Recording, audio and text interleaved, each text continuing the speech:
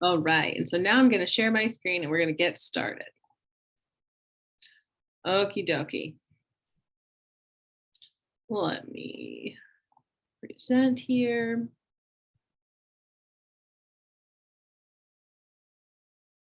There we go. Whoop.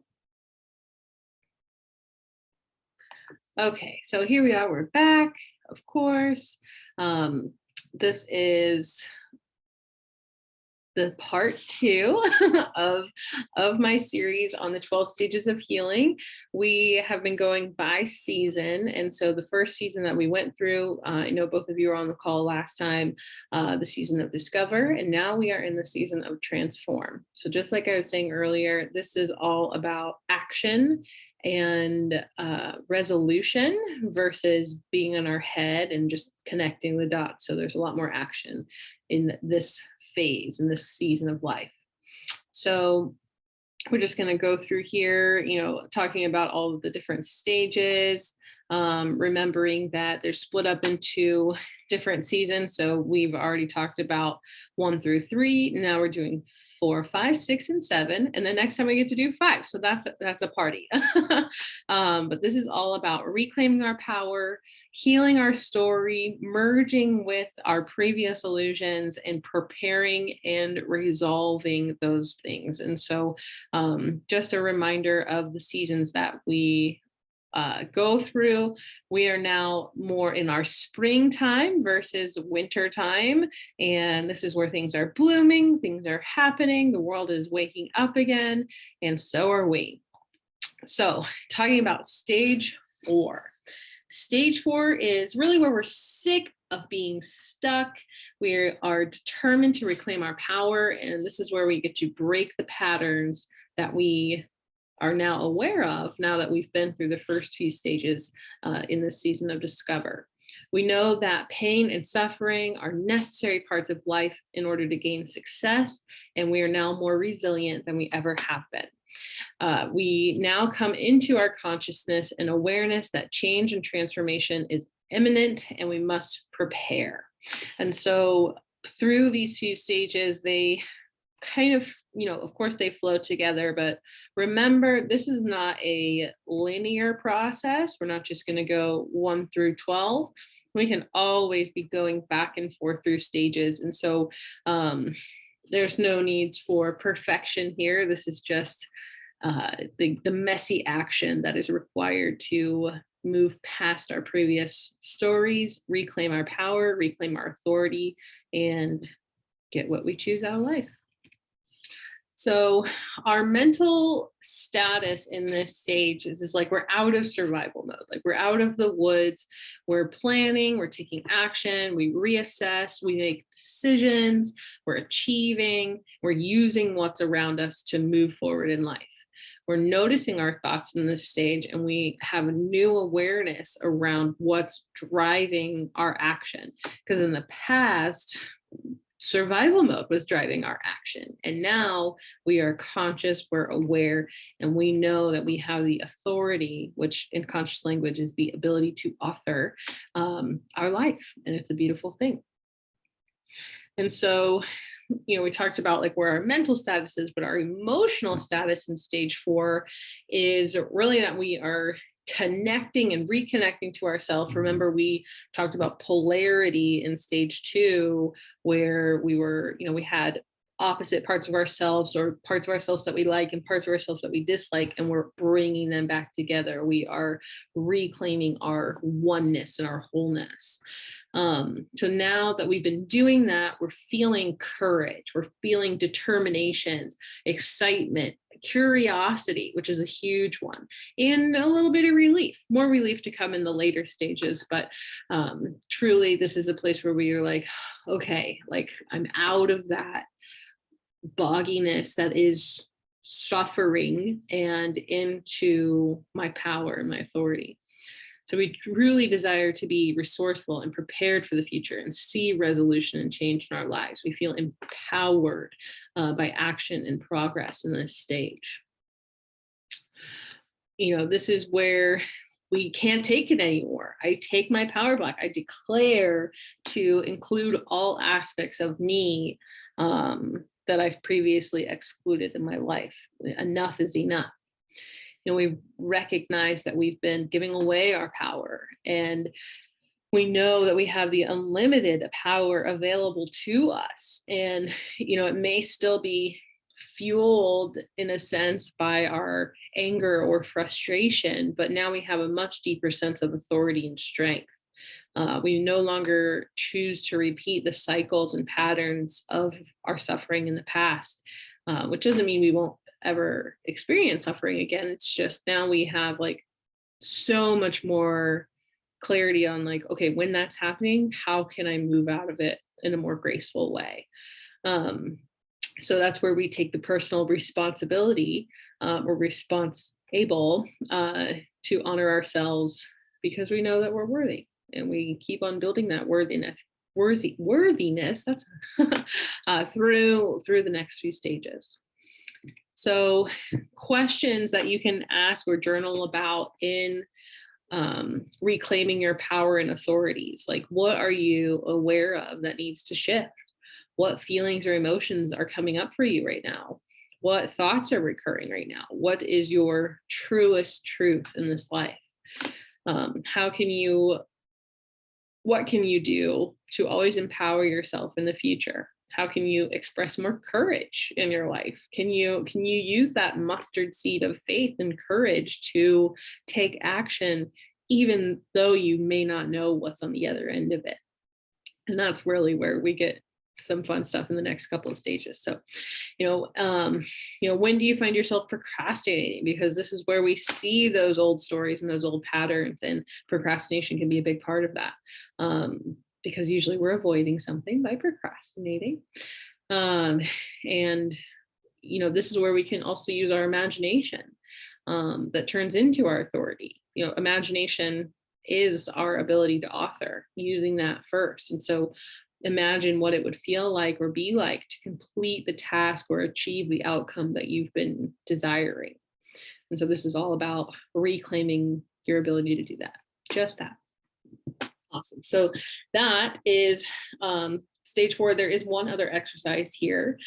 And this is where you can sit with yourself. We will still go over the breath work if we have time at the end here, but this is an exercise to go through these stages. And we can first focus on where in our physical body do we feel stuck or constrained, and feel that stuckness.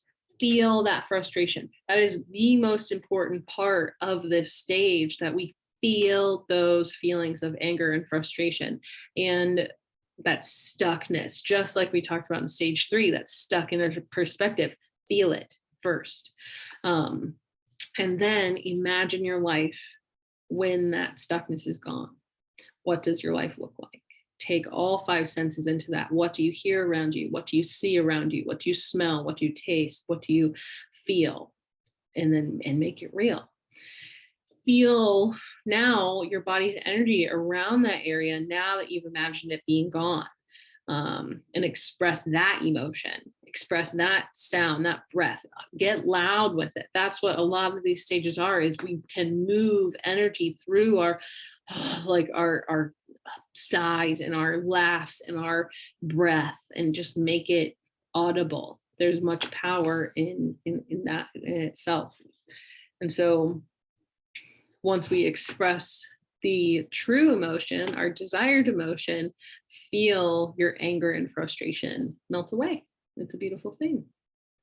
Or sometimes it gets stronger and it gets more intense. Feel it again. Do it again. Do the exercise again until you feel it melt away. And now you have an open door for courage and strength and your power to guide you. And remember that you deserve everything. You are worth it. You are enough. And you have the authority to be the highest version of you. Awesome. So now going into stage 5, This is where we are going to be merging with our past illusions, that part of us that we didn't like that we discovered in polarity. There was an illusion in the past that wasn't us. Well, in reality, of course, it is us. All of those parts are us. And so now this is where the merging and the wholeness, oneness happens. And so to merge, of course, means to combine and form a single entity, to blend, just like a smoothie, right? Like a smoothie is made up of all sorts of different things, but at the end, it is one consumable thing. So we can blend something gradually into something else. So it can become indistinguishable from what it was before. And so in this stage, we're going to merge with our suffering and illusion so we can heal our old narrative and shift into a new one. So a big part of merging with our illusions is also healing our story. What stories have been operating in the background or in the foreground that we tell ourselves or convince ourselves that are true when it's really not true at all. So yeah, just like I said, in stage 2, we honored those disconnected parts, and now we will merge with those parts, but more from an observational standpoint. So I know my dad talks about this a lot in conscious language, when we are able to come out of our experience and just observe our experience. There's so much power in doing that. It takes the charge and the tenderness off of it, so we can truly see things for what they are or for what they are not, and then we can make choices from there. So that's exactly it. We simply observe. We cannot force this merging. It only happens spontaneously through the ability to come out of our circumstance and observe, kind of like a third person, right?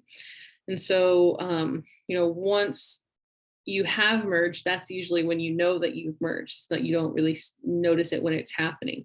You know that you've merged once you are able to perceive all parts of yourself with respect, and see all those parts and honor who they are and who you are. More emotions may surface during this time, and this is your opportunity to feel them. Things that we have shoved down in the past that we couldn't handle at that time or didn't want to feel at that time, this is our opportunity to feel them, because we must feel them to heal them. And of course, that's a big theme in us too. And so once we are able to merge with those illusions, we can identify those stories and things that have been behind our suffering, and but do that from a place outside of fear and judgment, just simply being. Yeah, that's and so it's a fun one to play with, and just come out of that charge up when we're in the moment. And so talking about rewriting our stories, we make up stories in our head, or what we call sometimes limiting beliefs, as to why our life and situations or relationships are the way they are. We use those stories to convince ourselves that going outside of our comfort zone won't be worth it. We create the illusion that our life is perfect just the way it is, but on the inside, we know that it isn't. We just convince ourselves that it is. Our stories served a purpose to protect us and keep us safe. Like I said, we were operating out of survival mode, more than likely for a long time. But those exact things hold us back from taking action. They secured our perfection in the past. We maintained a perspective and gave us reasonable excuses to stay the same. And so how often have you found yourself doing that, right? Like the common ones, like, I can't do that, someone else is already doing it better than me. I don't know what to do. I don't have what it takes. I'm not enough. I'm not worth it. Those are the limiting beliefs that I know I've had in the past. And I've come out of that. I know I step into my knowing, I step into my power and authority, and I choose to move. Doesn't mean that I don't find new stories that have been operating in the background. That's exactly what this work does. But now I know how to navigate them, and I can rewrite them. So a great exercise to do in this time is to literally, in your journal, write down the stories that you've been telling yourself. Write down everything that you, on a surface level, like, believe. You know it's not true, but you believe it because it's the story that you've been telling yourself for years, sometimes decades at this point.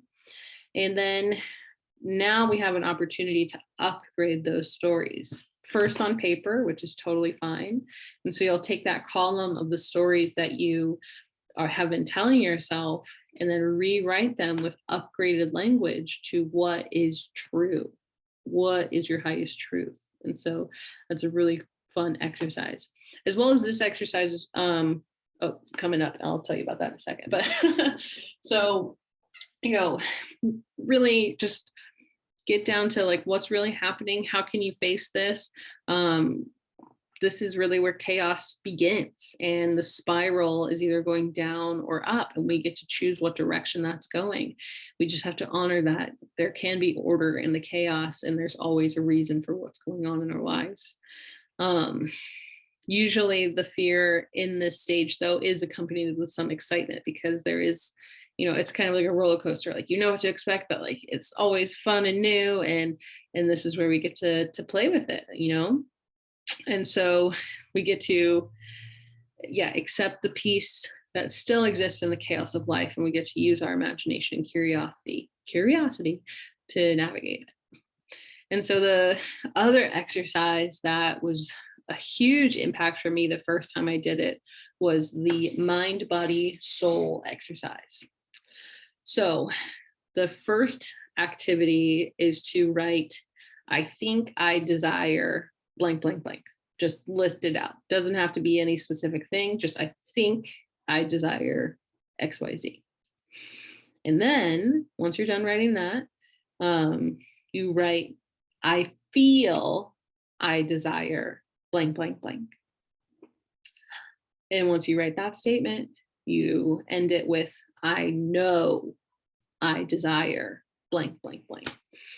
And when I tell you that, I went from such like superficial, like, I think I desire to be skinny, I think I desire to be rich, blah, blah, blah.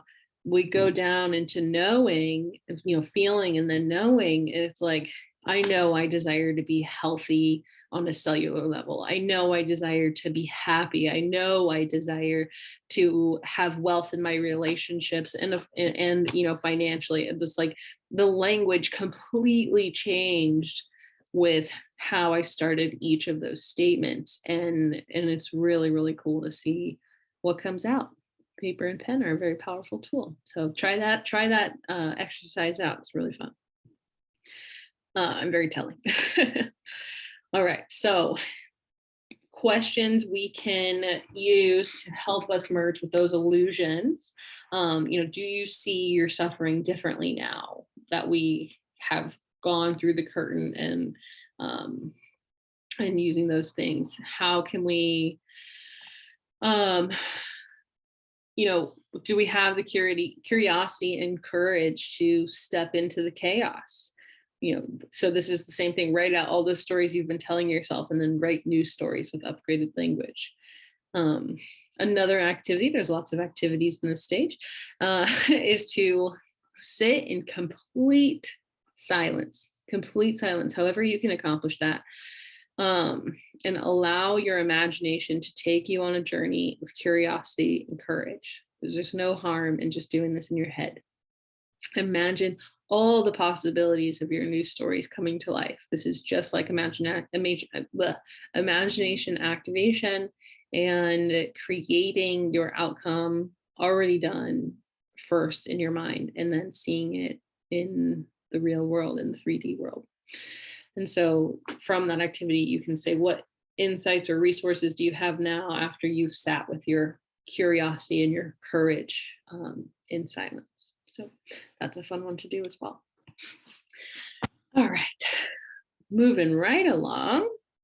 Now we are coming into stage 6. So stage 6 and 7 are very closely related. Stage 6 is all about preparing for resolution. And resolution is like the breakthrough and like surrendering to those things in the past, surrendering to our truest self.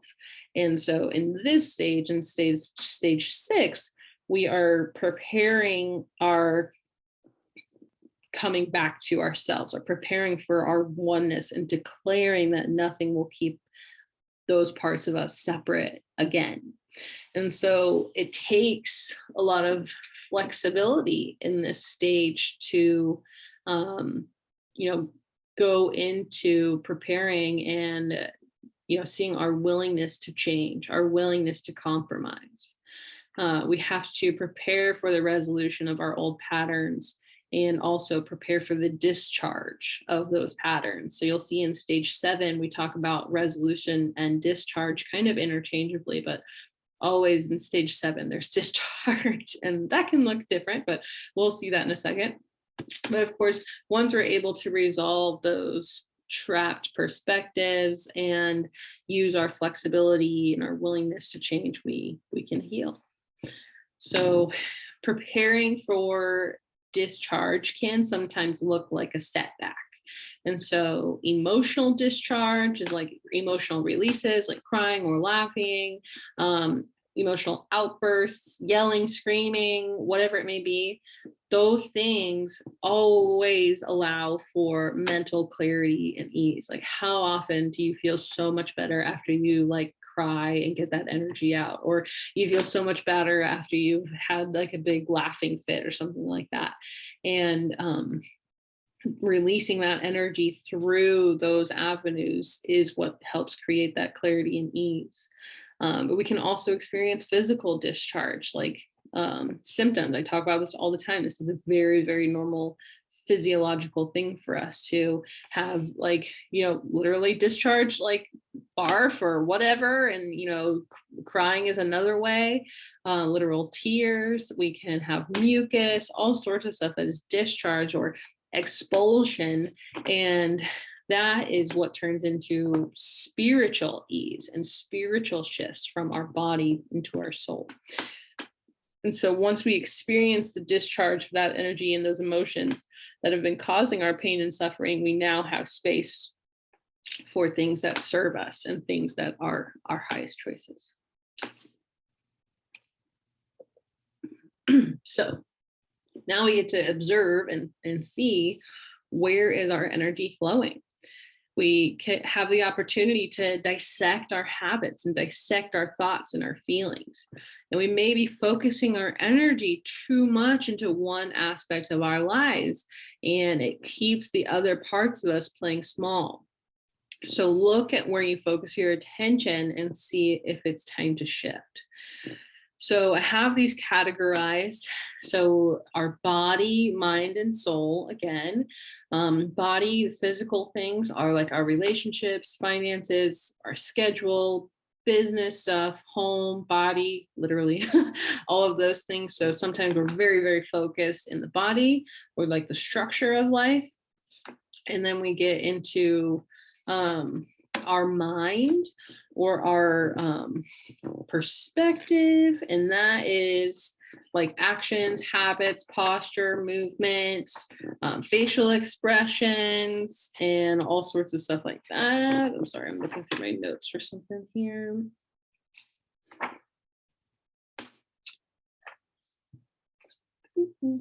Anyway, so we can also go into our soul, and we can be stuck in our emotions, feelings, thoughts, stories, our focus and awareness during those times too. So if you are doing, that's our perception. And then our mind stuff is like our behavior. So we have body as our structure, mind as our behavior, and then perception as our soul. And so where do you see these things? Are they fueling you? Are they draining you?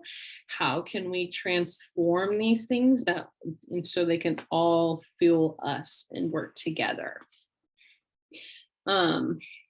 So really, this is your choice. Healthy people make healthy choices, and where can you bring shift in your actions and habits so they serve your new direction in life, your new stories, your new beliefs and habits? What practices do you choose to put into place now that you trust yourself and have the courage to step into new and different? This is the stage where you take the leap of faith and trust that your mind, body, and soul will keep up with you. You are capable of healing you, and that's all you need. So in this stage, a fun thing that comes up as we are preparing for a resolution, because the universe is always with us, it knows what we're doing. We get to experience our oneness with the world around us. So serendipity is a great way to observe that. Like, how many times have you been doing something or thinking of someone, and all of a sudden it gets brought up in a conversation, or somebody called you, or you decided to do something and it just shows up in your life? Like, how fun. And like, it sometimes feels like a coincidence, but it's really serendipity. And that's when we know that we are moving in the direction that is in most alignment with us, is when we get those serendipitous moments. And I chose that picture because that's totally the face I make when serendipity happens. It happens all the time at the office. I'll think of somebody and they just show up, and it's so cool. And so that's just another sign that we are in alignment with what we choose. And we can lean into those moments and claim that energy, like, yes, I am doing this. I am on my highest path. I am going in the direction that serves me most. So, really stage 6, this is the heart of transform. We are comfortable with our suffering. We are ready, which is a big part of this. We're ready to face our fears head on. We feel the churning inside of us and preparing for what's ahead. We now have the tools and the awareness to proceed into the unknown with confidence and excitement for what's to come. And so, even though it might feel messy and chaotic at times, just go with it. That is your sign to just keep going. And so, how do I know that I'm ready or prepared? We may not feel super connected to one like rhythm at this time or state of flow. We just must choose to make big or small changes to fall into flow with whatever that action takes us. So be ready. And being ready requires big faith and trust. We must we must be open and aware that change is inevitable. Transformation is inevitable. That caterpillar is going to become that butterfly, whether it wants to or not. It is just in its DNA. So we must do the same. That building up, we know that the release and discharge is imminent, and it must occur. And it's just kind of like when you're gonna barf, like you're gonna barf, and it's like, oh, I don't want to barf. Like, I totally don't want to barf, but I know that if I barf, I'll feel so much better. And so we just like push through it and let it happen. And we always feel much better on the other end of that, right? And so that's kind of exactly where we are. We're in that build up. Our mouth is watering, and we're just like, get it over with, do it. And so questions for preparing for resolution: do you feel ready to make a shift in your body, mind, and soul, and use those fuels more efficiently? Where are you putting your energy? And go back to that mind, body, soul page. Where is serendipity already occurring in your life? What new habits have you been considering taking action towards? Or where are you taking action? Where in your body do you feel tension that needs to be released?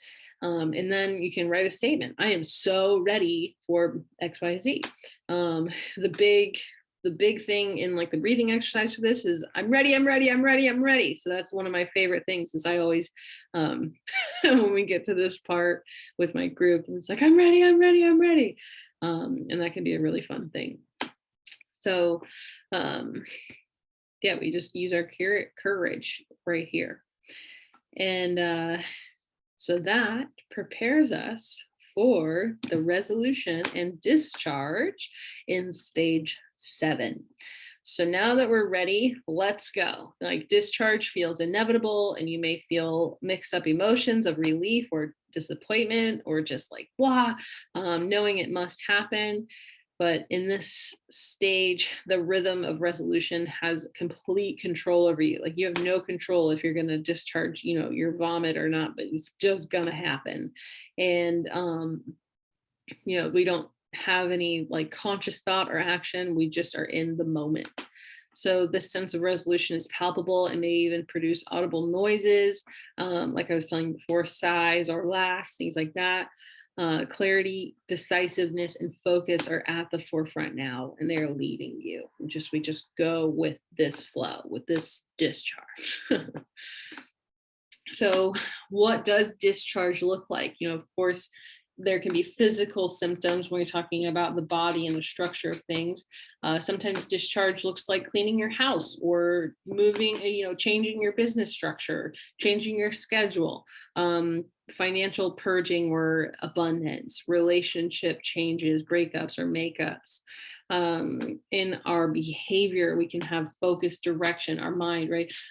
Focused direction, meaning starts to emerge or meaning dissolves, right? Mental clarity and focus, feelings of relief, eruption of emotions. It's not good or bad. We don't label emotions as good or bad. They just are what they are. Feel them. That's like at the core of it. We don't feel enough. And that's really all of it. So then we can go into our perception as in our soul and know that we see discharge looking like action is actually happening. Like, how many times have you had a thought and we want to do this action, but something is holding us back? So when we see ourselves doing these things, we know that discharge is happening. We are in stage 7.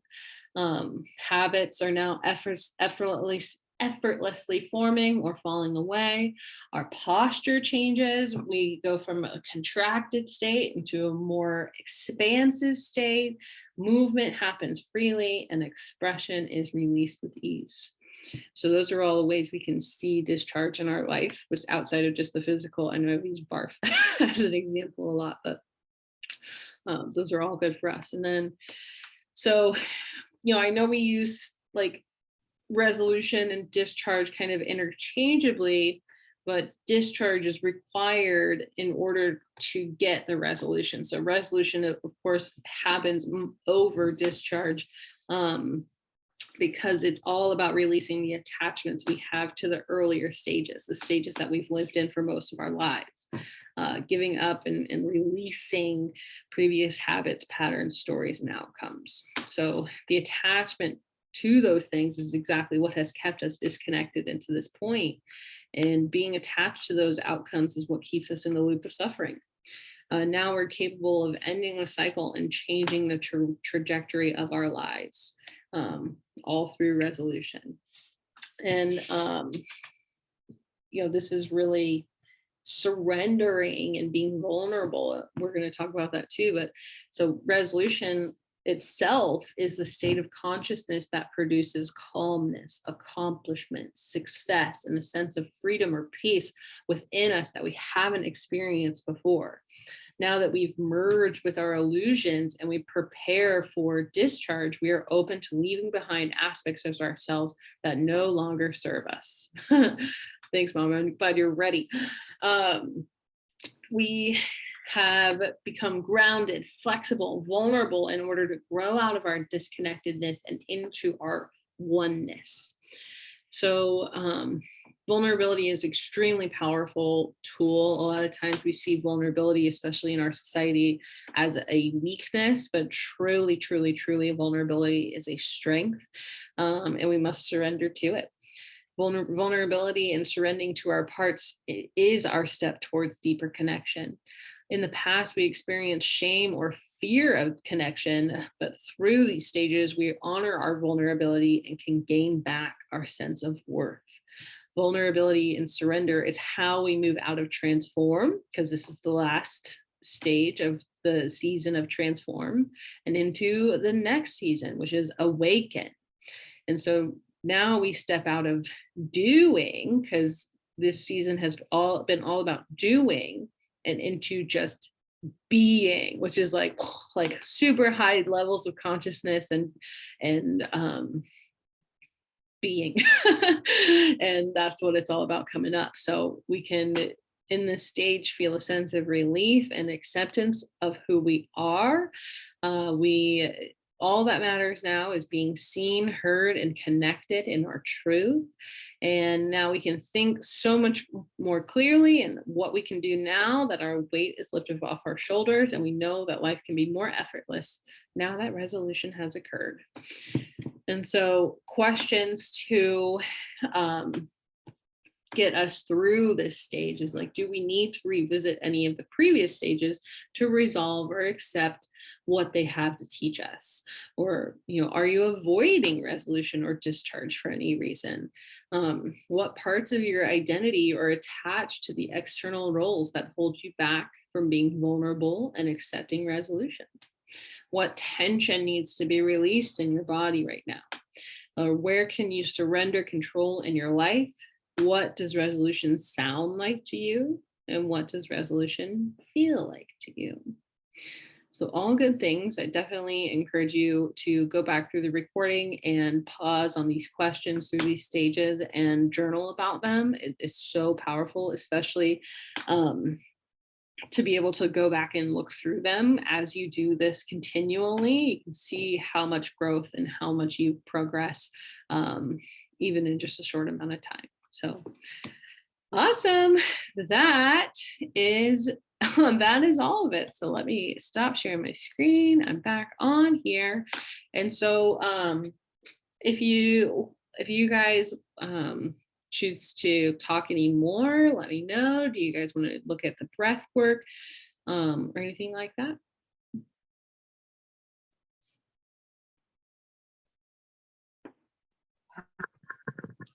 Hey, thank you for your time.